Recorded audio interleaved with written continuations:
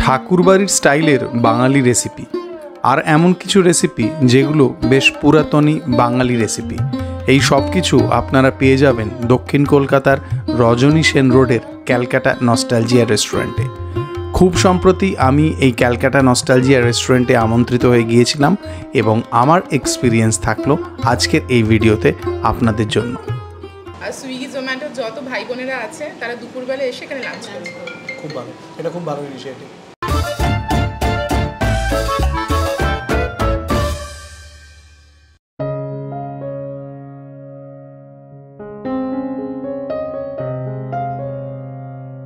চৈত্র মাসের একটি খড় রোদের দুপুরবেলা আমার গাড়ি কলকাতা শহরের নাগরিক জনজীবনের খণ্ডদৃশ্য ক্যামেরাবন্দি করতে করতে এগিয়ে চলল, আর আমি পৌঁছিয়ে গেলাম রজনী সেন রোডে। আপনারা তো সবাই জানেন এই পাড়ায় কার বাড়ি। রজনী সেন রোডে কার বাড়ি? প্রদোষচন্দ্র মিত্রের বাড়ি, অর্থাৎ ফেলুদার বাড়ি। 21 রজনী সেন রোড। আর আমি যাব এখন 5C রজনী সেন রোড, ক্যালকাটা নস্টালজিয়ায়। মুদিয়ালি ক্লাবের যে বিখ্যাত দুর্গাপুজো হয় ঠিক তার পাশেই রজনী সেন রোডে এই ক্যালকাটা নস্টালজিয়া রেস্টুরেন্ট। এই রেস্টুরেন্টের এক্সটেরিয়ারে নানা রকম রং বেরঙের লেটার বক্স আছে, তাতে সব বাঙালি বিখ্যাত ব্যক্তিদের বাড়ির ঠিকানা। রেস্টুরেন্টের ইন্টেরিয়ারের মধ্যে বেশ একটা গ্রেসফুল ডিজাইন চোখে পড়ল। এই রেস্টুরেন্টের ইন্টেরিয়ার সাজানো হয়েছে নানা রকম রান্নায় ব্যবহৃত সামগ্রী, তার সাথে কিছু পুরাতনী বাঙালি রেসিপি বই দিয়ে। বেশ সুন্দর কনসেপ্ট লাগলো আমার এই ব্যাপারটা। 3টে আলাদা আলাদা বসার জায়গা আছে এবং এই রেস্টুরেন্টের ইন্টেরিয়ারের মধ্যে আপনি রবীন্দ্রনাথ ঠাকুর থেকে শুরু করে সুকুমার রায় সব কিছুই দেখতে পাবেন। এক কথায় একটা টিপিক্যাল বাঙালিয়ানা আমেজ। কিচেনে একবার উঁকি দিতেই হয়। কিচেনে বেশ কিছু রান্নার প্রিপারেশন চলছিল, তার মধ্যে কয়েকটা আমারই জন্য তৈরি হচ্ছিল। এই সমস্ত খণ্ড খণ্ড দৃশ্য আমি আমার ক্যামেরার মধ্যে বন্দি করে নিলাম। পাঁঠার মাংস কষা নাকি অন্য কোনো পদ? পাঠার মাংস যজ্ঞি পাঁঠা। আচ্ছা, রান্নাবান্নার দায়িত্বে এখানে মহিলারা কাজ করছেন এমনটা দেখলাম। লোভনীয় সব রান্না প্রস্তুত হচ্ছে। এইবারে আসুন কিচেন থেকে বেরিয়ে পড়ি, কারণ আমার জন্য স্টার্টার পরিবেশন করা হয়েছে। লোভনীয় 2 রকমের স্টার্টার। একটি হচ্ছে আমিষ ঝাল পিঠে, আরেকটি হচ্ছে কুমড়ো পাতার পুর ভরা বড়া। আমিষ ঝাল পিঠে, আহা, একদম মুচমুচে বাইরেটা, ভেতরে চিংড়ি মাছের পুর আছে, তার সাথে এরকম পেঁয়াজ টেঁয়াজ দেখা যাচ্ছে। আহা, চিংড়িকে শ্রেড করে দেওয়া হয়েছে এখানে, কুচো কুচো কুচো করা, তার সাথে পেঁয়াজ আছে, কাঁচা লঙ্কা আছে, ধনেপাতা। এটা ভারী সুন্দর খেতে। বাইরেটা মুচমুচে, ভেতরে একটা মিষ্টি মিষ্টি সুন্দর স্বাদের ফিলিং। কুমড়ো পাতা পুর ভরা বড়া, আহা, এটাও পোর্শানে 4 পিস থাকে।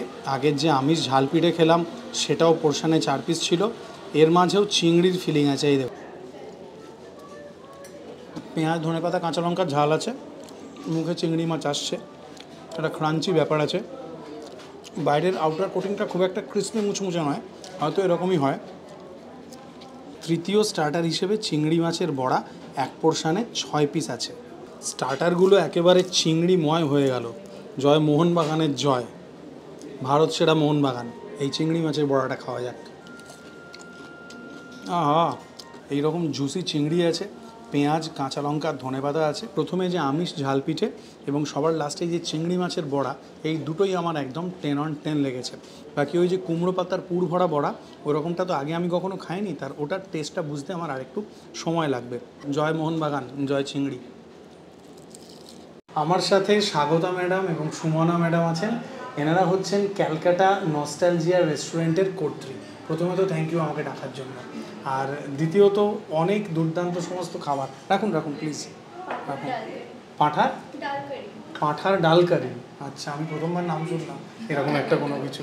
আচ্ছা, আপনাদের মেনুতে আমি দেখছিলাম যে আপনাদের অনেক ইউনিক আইটেম আছে। এখানে সবই মানে যেটা একদম রেস্টুরেন্টের গতানুগতিক পাওয়া যায় না, সেগুলো আমাদের এখানে পাওয়া যায়। আচ্ছা, মানে মেনু নিয়ে বেশ রিসার্চ করেছেন আপনারা। প্রচুর। আচ্ছা, ঠাকুরবাড়ির মেনুটা আসছে, এটা জন্মদিন উপলক্ষে আসছে। ঠাকুরবাড়ির মেনু আমাদের শুরু থেকেই ছিল। আচ্ছা, এবার ঠাকুরবাড়ির ধরুন প্রায় 3000-এরও বেশি মেনু ডকুমেন্টেড আছে। তো আমাদের মেনু চেঞ্জ হয়। আমরা ডে 1 থেকেই ঠাকুরবাড়ির রান্না নিয়ে আমরা কাজ করি। আচ্ছা, আর একটা আপনি কি বলছিলেন সুইগির ছেলে মেয়েদেরকে নিয়ে আপনি? না, আমরা ভেবেছি জন্মদিন ক্যালকাটা নস্টালজিয়ার একটু তো কিছু হবে, নতুনত্ব।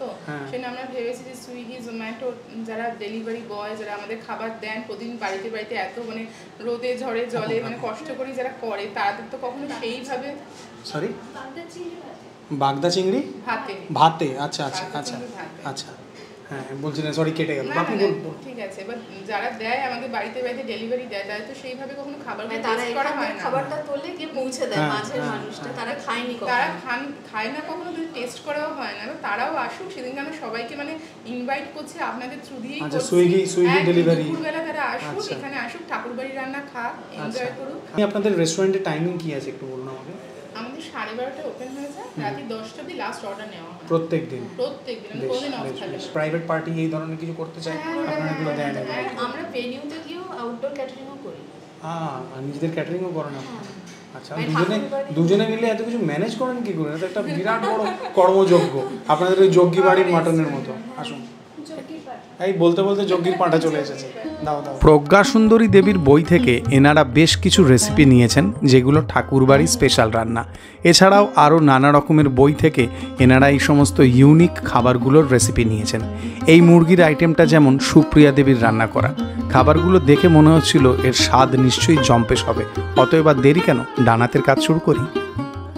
বাগদা চিংড়ির ভাতে দিয়ে খাওয়াটা স্টার্ট করব। ধনেপাতা, কাঁচা লঙ্কা, কুঁচো পেঁয়াজ এবং তার সাথে ছোট ছোট করে ডাইস করে কাটা চিংড়ি মাছ আছে।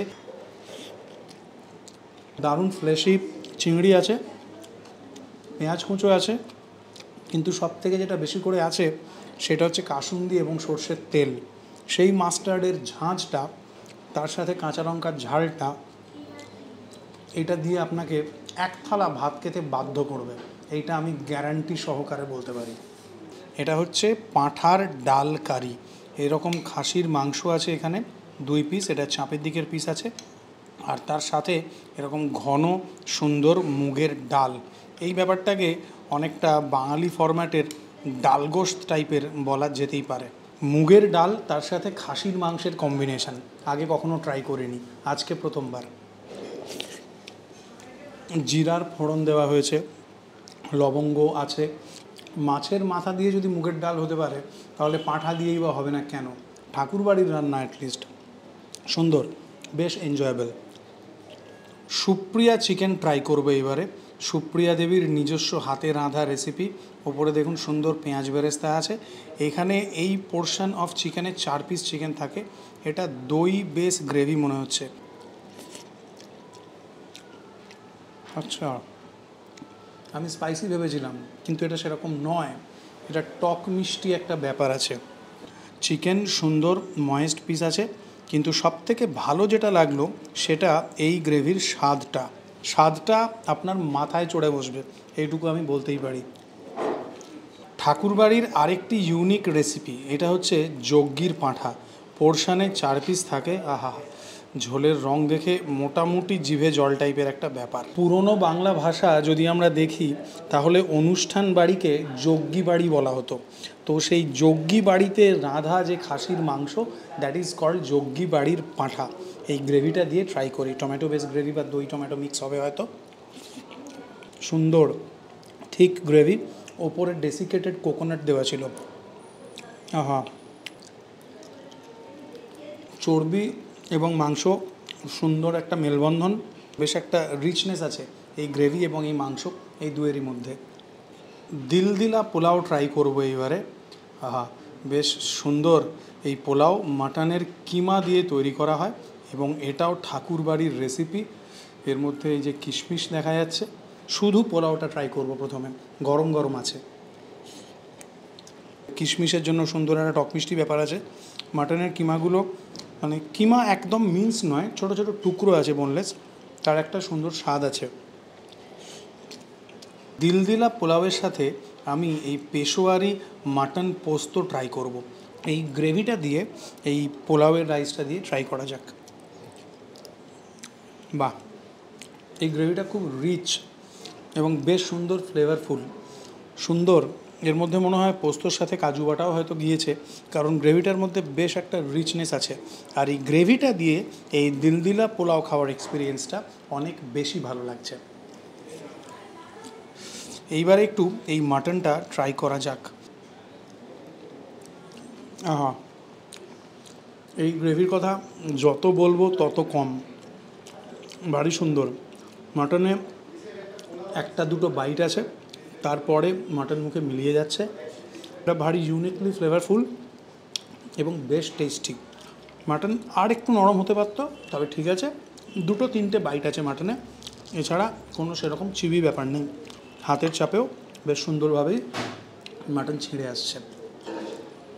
আহা, ঠাকুরবাড়ির আরও দুটি ডেলিকাসি, ক্ষীরের অমলেট এবং টাকার টক, বেশ ইউনিক নামকরণ না? এইটা একটা তেঁতুলের টক আছে, আর ভেতরে এরকম এই যে গোল গোল দেখতে পাচ্ছেন, এটাই হচ্ছে টাকা। এটা টাকার মূলো কয়েন, আছে মনে হয় না, টাকার কয়েনের টাকার মতো, কয়েন। হ্যাঁ। এটা মূলোকে কেটে এরকম করা হয়েছে। মানে নামগুলোই এত ইউনিক, প্রজ্ঞা সুন্দরী দেবী, যে নামগুলো শুনেই মনে হয় একবার কি হ্যাঁ, টেস্ট করি। একদমই নামগুলো এটা খুবই অনেকে আমাদের ইউনিক। জিজ্ঞেস করেন কি যে এটা কি প্রিন্টিং মিস্টেক আছে মেনু কার্ড, এটা কি টাকার টক? সত্যি টাকার টক, তো সত্যি টাকার টকটা কি জিনিস? সুন্দর খেতে।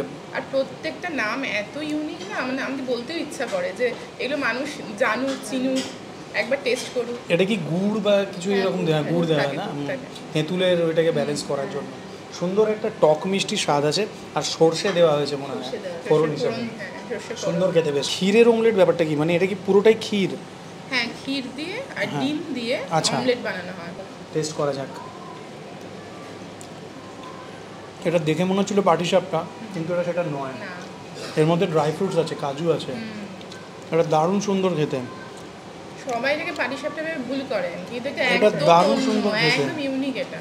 আমরা তো বিভিন্ন বই থেকে রেসিপি কালেক্ট করি, তারপরে এখানে সেটা বারবার ট্রায়াল হয়, তারপরে গিয়ে আমরা জিনিসটাকে নিয়ে আসি সবার সামনে। তো যখন ক্ষীরের অমলেট প্রথম সুমনা দেখেছিল, হ্যাঁ। তো বলেছিল যে এইটা রাখা যায়, তাই আমি ভাবছিলাম যে লোকজন খুব হাসবে ক্ষীরের অমলেট শুনে, কিন্তু এটা অসামান্য সুন্দর খেতে। একদমই তাই, এটা এখন আমাদের বেস্ট সেলার। ওনারা গৌহাটিতেও একটা নতুন আউটলেট খুলেছেন, একদম। মানে নর্থ ইস্টের লোকজন। খুলছে, মানে আচ্ছা, open খুলছেন। হবে, হ্যাঁ, আচ্ছা, just, হ্যাঁ। কবে হচ্ছে ওটার ওপেনিং? মানে ইচ্ছা আছে আমাদের এপ্রিলের মাঝামাঝি আচ্ছা, বা তার পরের আচ্ছা। সময়টা ইচ্ছা আছে, ইচ্ছা আছে, এবার দেখ কাজ চলছে। আচ্ছা, মানে নর্থ ইস্টের যারা খাদ্যপ্রেমী আছেন তারাও ক্যালকাটা নস্টালজিয়ার মেনু থেকে ঠাকুরবাড়ির রান্না বঞ্চিত হবে। এনজয় করবে। হ্যাঁ, একদম। ঠাকুরবাড়ির রান্না বলতে মনে পড়লো, বোলপুরে একটা খুলে ফেলুন। বোলপুরে ঠাকুরবাড়ির এই ধরনের রান্নাগুলো যাওয়া উচিত, কারণ বোলপুরে এরকম রান্না নেই। 28 তারিখ আমি সবাইকে ইনভাইট করছি আমরা ক্যালকাটা নস্টালজিয়ার পক্ষ থেকে। ক্যালকাটা নস্টালজিয়ার জন্মদিন, সবাই আসুন, একসাথে আনন্দ হবে, মজা হবে। আর সুইগি জোম্যাটোর যত ভাই বোনেরা আছে তারা দুপুরবেলা এসে এখানে লাঞ্চ করবে। খুব ভালো, এটা খুব ভালো initiative. Thank you so much. Thank you.